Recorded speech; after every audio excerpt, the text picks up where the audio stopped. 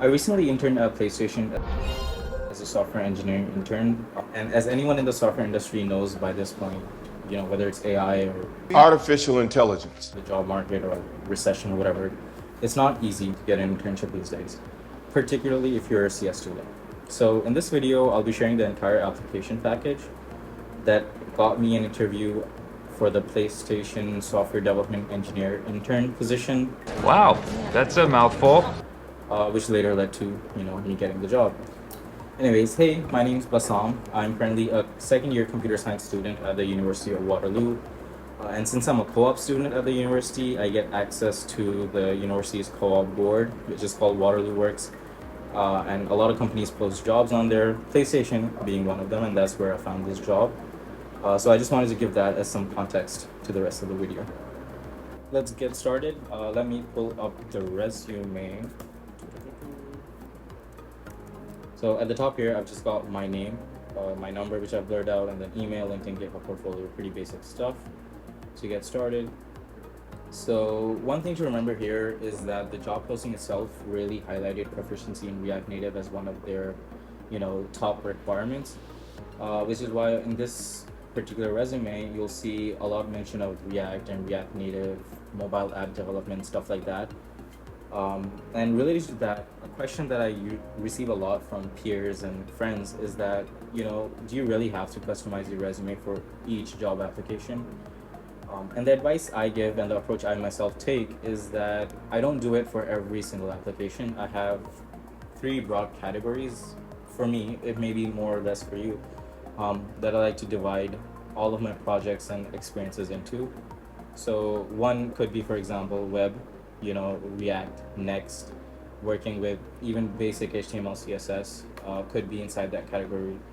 The second for me is mobile app development. So, React Native, Kotlin, Swift.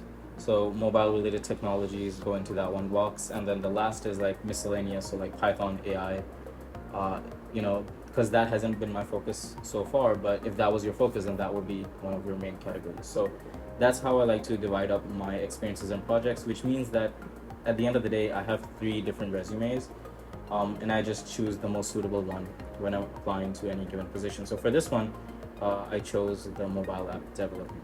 Let's get started from the top. Here we have the education section. Not a lot going on here, pretty basic stuff, University of Waterloo, Bachelor of Computer Science.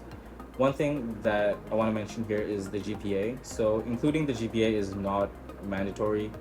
And based on advice I've seen on the internet and from friends and peers, is that you should leave your GPA out unless it's greater than or equal to a 3.5 on a 4 scale.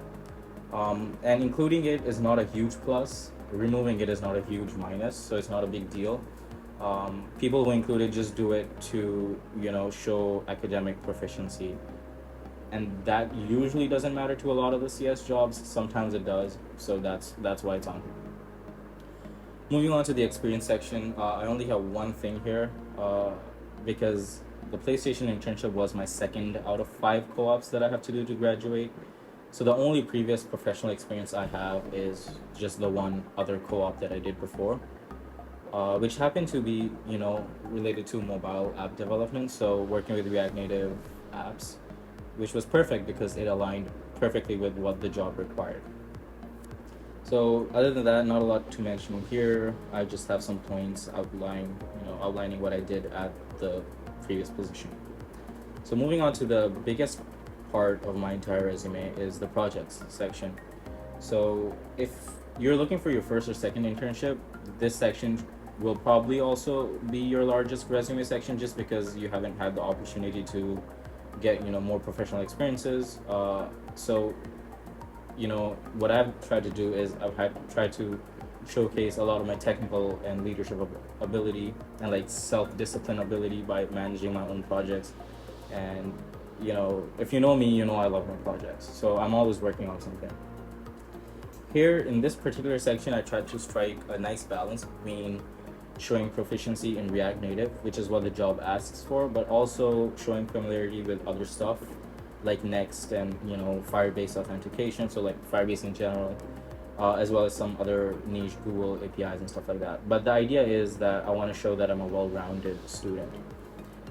The first project here is actually what ended up being the most important. You'll notice that again, it's a React Native app, and this is what we talked about, or this is what the interviewers asked me about during the interview, and it was great to be able to showcase my, thinking skills and how I solve problems and how I make design decisions and implementation decisions and stuff like that. So this was a great thing to have. And technical skills, not too much to mention here. A lot of these are here just so that my resume doesn't get filtered out if someone's using an ATS keyword filtering system. I highly doubt any other recruiters actually read through each of these technical skills that I've listed here, but they're here in case anyone wants to read them.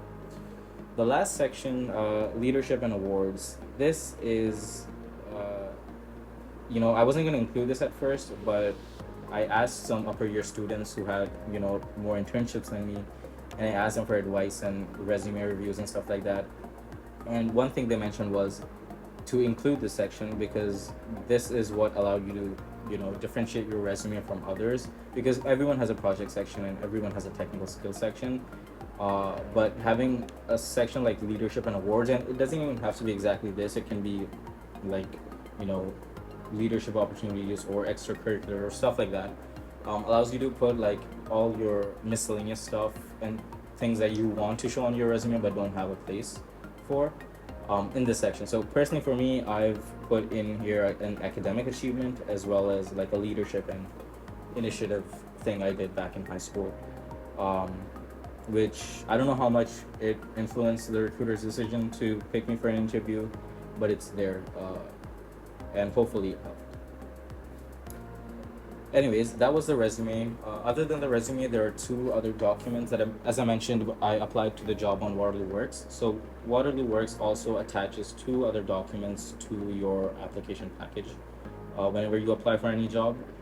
So these two documents are, one, your co-op evaluations so far, and second, your grade report, so all your academic marks. So here's for completeness of information and to make sure, I'm not leaving anything out, I will show these two documents. But I personally don't think they really influenced the decision that much. I may be wrong. But I also don't want to not show them because I think that would be misleading. So, not a lot going on here for previous co-op evaluations. As I mentioned, PlayStation was only my second internship. So I only had one previous internship and I got an evaluation of outstanding, which is great, but I think evaluations are pretty subjective, so I don't think employers place a lot of importance on them. The second document is right here, so it's the unofficial University of Waterloo grade report. And this just shows the employers your courses and your marks. Honestly, I think the employers care more about the courses than the marks. Just because I want to see where you're at, have you done the core DSA, have you done this, have you done that, stuff like that. But I don't have a lot of comments here. It's just these are my grades. I think they're pretty nice, but I don't think they were too important in the recruiter's decision. Anyways, that is the application package that got me an interview at PlayStation as a SDE intern, which led to a job. So hopefully, that information helped. And if you're a student who's looking for internships right now, I hope the information helped and I wish you the best of luck. Anyways, thanks for watching the video.